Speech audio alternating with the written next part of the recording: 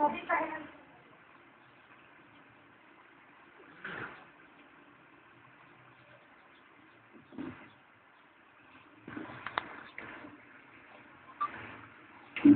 ka na? Sa totoo lang, Grace, gusto kong magalit. Gusto kong sumabog. Gusto kong sisihin mga magulang ko sa mga nangyari sa mga kapatid ko. Pero, hindi ko kaya eh. Dahil kahit alam ko na may pagkukulang sila, mahal nila kami. Mahal nila mga kapatid ko. Naiintindihan kita, Angelo. Alam ko kung anong nararamdaman mo. Pero, wala namang magulang yung naghangad na masaktan ng mga anak nila eh. Nakikita naman ng Diyos ang lahat ng mga dalamhati natin. Kaya kung hindi mo na alam kung anong gagawin mo, lumapit ka lang sa Kanya. Talaga ko pakikinggan ka niya. Nakikita ba talaga niya tayo? Oo naman. Mahirap lang makita o maramdaman sa ngayon kasi nasasaktan kasi eh. Pero bigyan mo pa ng konting panahon. Ha? Hindi ko pa lubos na naiintindihan ang mga sinabi sa akin ni Grace sa mga oras na yun. Lalo na dumating muli ang isa pang pagsubok.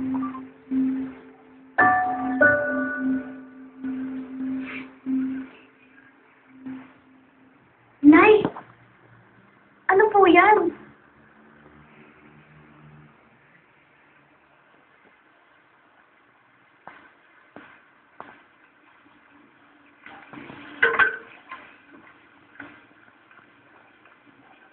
Mga gamit pa sa pangkukulang.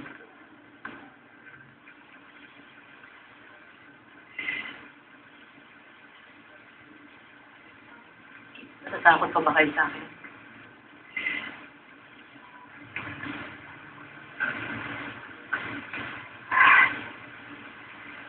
Alam ko marami akong nagawang masama.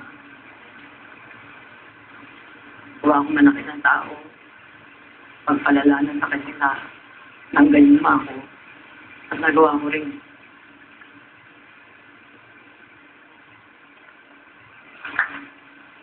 Pero lahat ng yun naman ginawa ko lang dahil sa pera.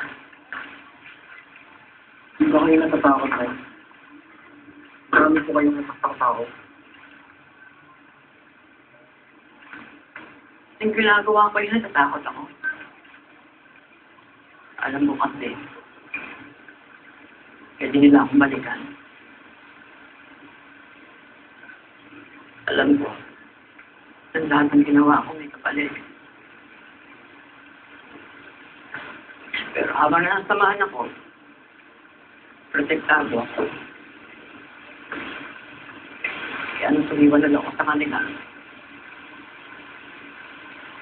pinagdikan nila ako.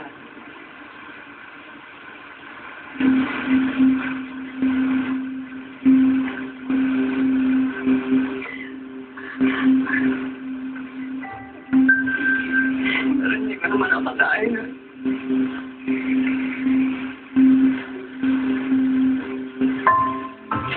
Hindi ko naman nakakain. Sino mga kapatid ninyo ang kukunin nila?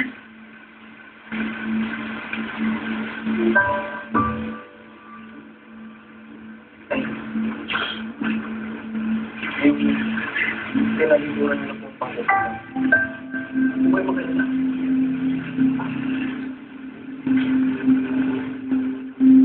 Tutulungan po namin kayo nito.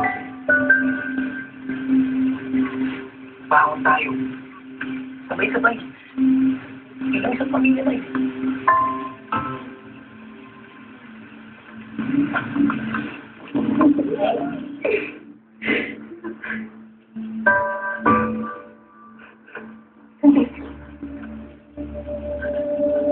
At saan tatay ninyo?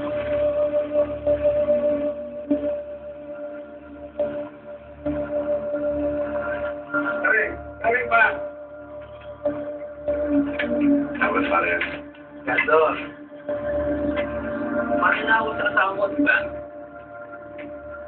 Ang pagaling ng anak niyo. Pare, hindi naman mananawa si Lupe.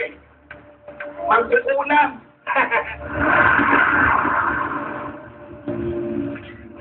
Eh, mananawas o magkukulam. Pareho lang yun. Kaya lang, sinahin niya kakayanan niya. Kaya yun, namatay pa rin ang anak nila. Tawa ka. Tawa ka, Mari.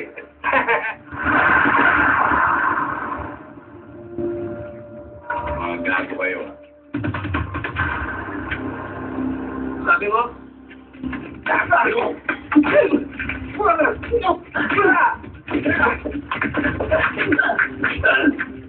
No!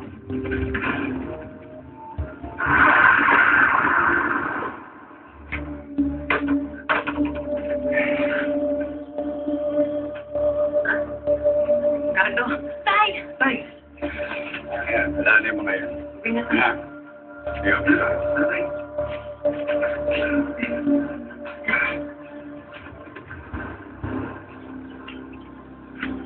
Ay! What?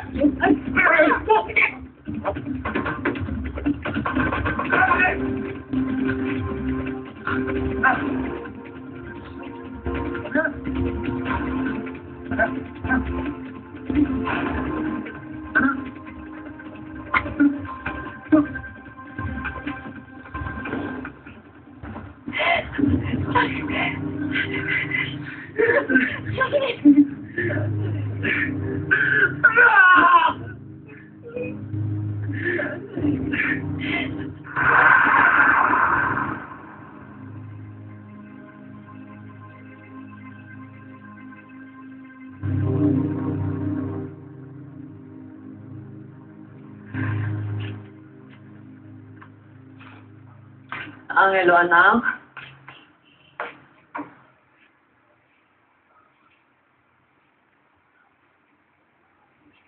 Angelo. Angelo.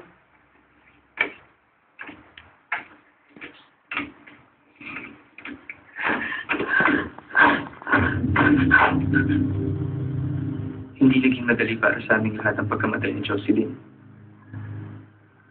Imbes na magdamayan kami at magbuklod bilang isang pamilya, inilayo ako ni tatay. Iniwan namin mag-isa si nanay. Nasira na ng tuluyan ang aming pamilya.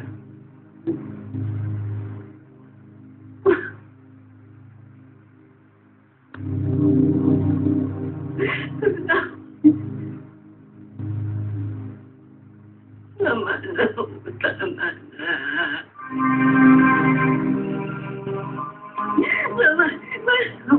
Tama na. Nag-iisa na lang yung anak ko. Siya na nga na nagkikita sa akin. Tama na. Tama na.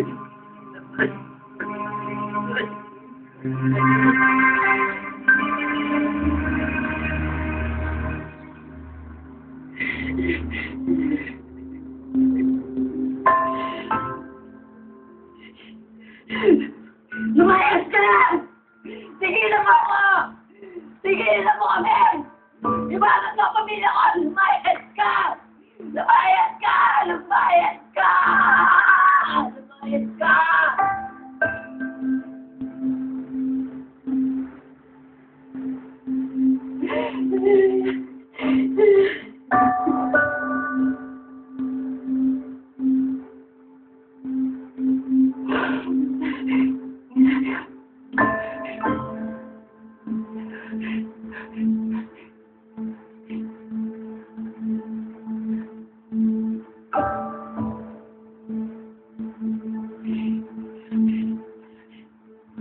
Panginoon po, Diyos.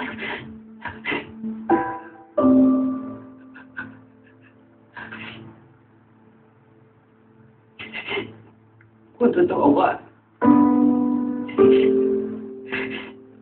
ngayon lang ako tatakot sa'yo. Nakikiusap ako. Tulungan mo kami. masyado.